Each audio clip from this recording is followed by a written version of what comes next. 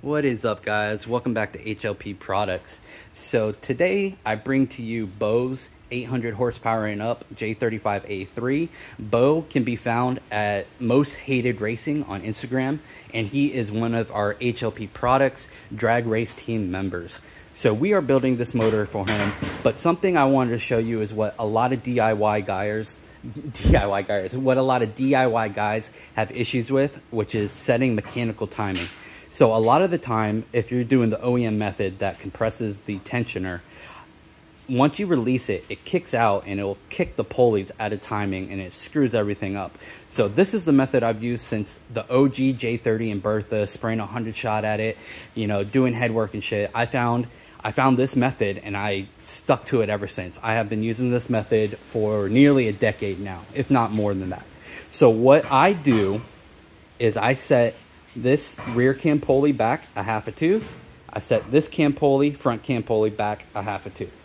Then from there, obviously set the crank at top dead center. So back half a tooth, top dead center. I put the belt on here and it's wrapped around the crank gear.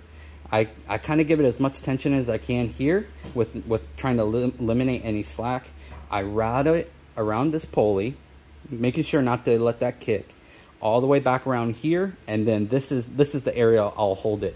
So from there, once they're locked into both of these cam pulleys, what you want to do is spin this one back to top dead center, and that takes up any of the slack that you missed here, and it gives you more belt over here. And then you do the same thing with this one. Turn it back to top dead center with your marks, and this will pull the slack out of here.